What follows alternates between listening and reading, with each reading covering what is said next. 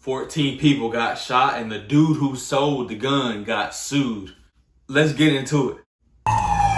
Your incident has been...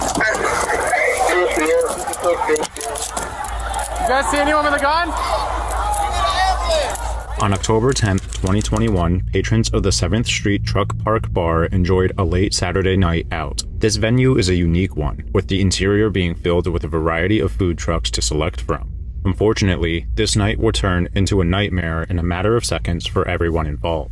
This officer responds to a shooting that just took place inside the bar. He would find a disastrous environment with over a dozen people injured. We have multiple victims here. I can't breathe. I've been shot. See that an ankle? I can't breathe. Just an ankle? No, it's in the back of my foot. I'm really sorry. Stay put. I have to figure out who else has been shot. The officer works to determine the number of victims, start triage, and secure the scene. Thankfully, other bystanders were present to start the first aid process by applying pressure to the wounds of several victims. Is anyone inside shot? I don't know. Everybody came out. Everybody came out. From what I seen,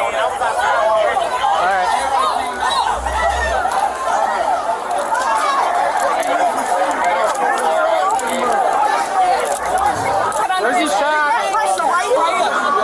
Let me see it. Right here. Come on. Come on. What do you need? he did not do anything. I know. I'm trying to fucking help him. Get out of the way.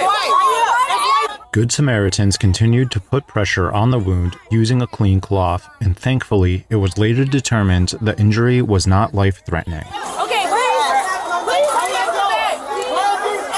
My little sister's inside there. She okay? What? The officer approaches a security crew member from the bar who is standing on a handgun. The officer comes over to take his place. He quickly puts on gloves and examines the gun before proceeding into the bar. Man, this is a very chaotic scene, and I understand why that cop pushed that guy, because I wouldn't want people all over me. That's too...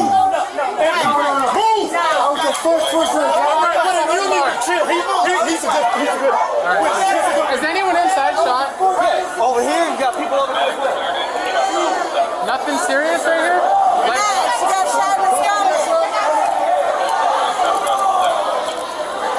Who else is shot in here? Oh my God. If you don't gotta be here, you need to get the fuck out. Let me see this. It's bleeding pretty fucking good. I'm gonna keep pressure on if you don't mind, okay? Yeah. Go ahead and throw that on there. What's going on up here? Don't worry about that. Honestly, it smelled like fireworks. Is what I'm worried about. I don't know what the fuck's going We got a on. lot of people shot. You got a lot of people shot? It ain't fireworks. Okay. Hey, can you walk at all, or are you not able to walk, even if you limp? I see you got one in your left leg here, but medics, we need to get people outside of the Suggest I do.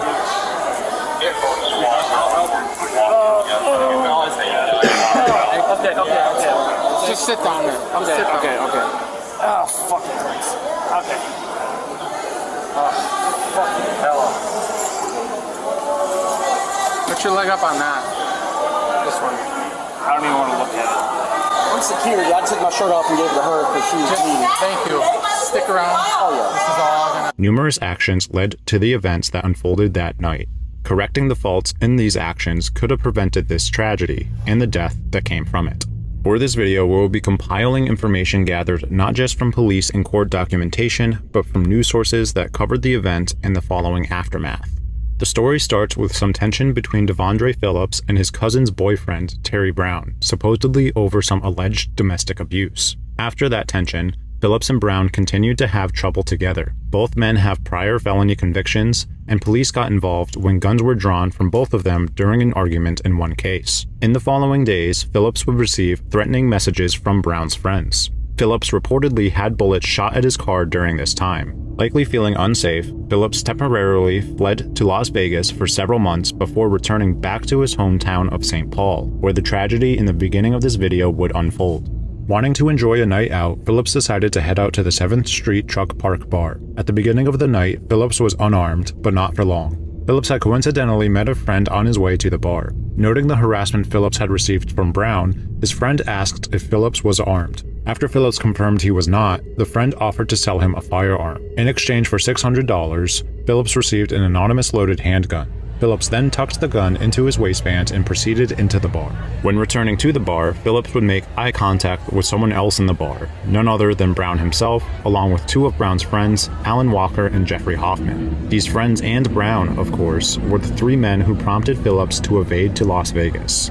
Phillips would eventually make his way to the corner of the bar with his back against the wall. According to the court, Hoffman, Brown's friend, approached Phillips and told him, "Katya, you're dead," to which Phillips would reply, "What's up?" Within 2 seconds after that conversation, Phillips would fire 2 rounds at Hoffman, sending the rest of the bar into a panic. Phillips then walked towards Brown and both exchanged fire, hitting each other along with over a dozen other individuals who were in the crossfire.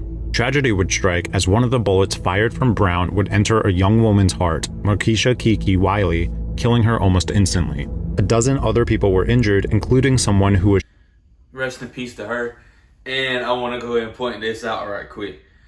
Dude told on his own friend that sold him that gun, because now he's going to get sued for selling him that gun. That's what this whole title was about.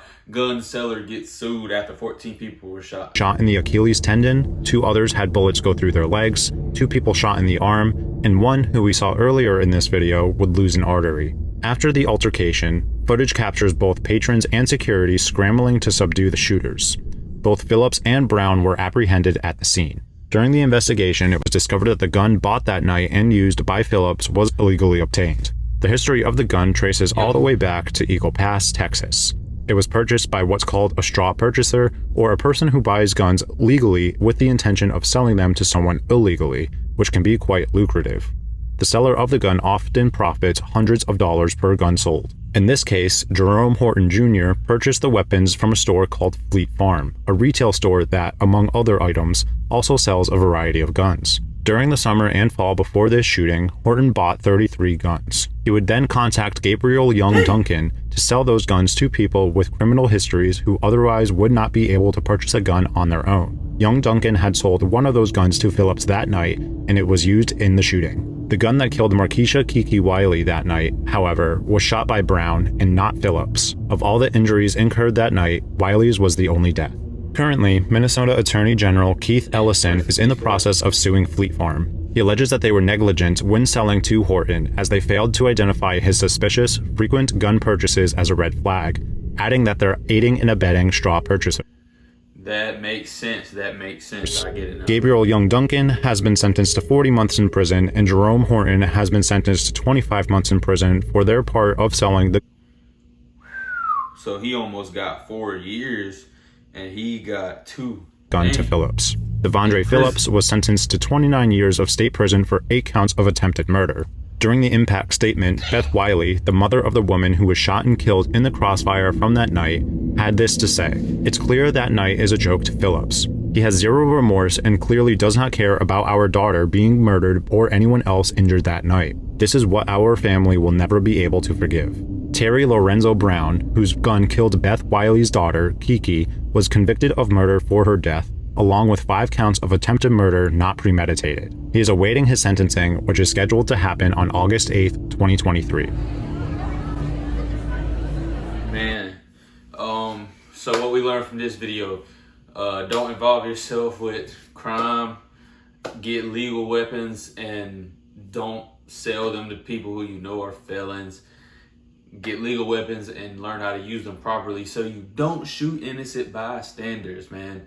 And try to get away from situations. He did not get away from that situation. He walked in the bar and said he made eye contact with the people he has problems with.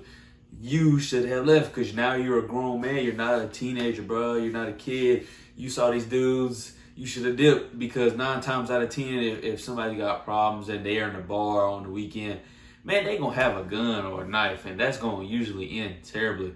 So you should have just left, because a lot of these dudes don't have nothing to lose. You should have left, but it's too late.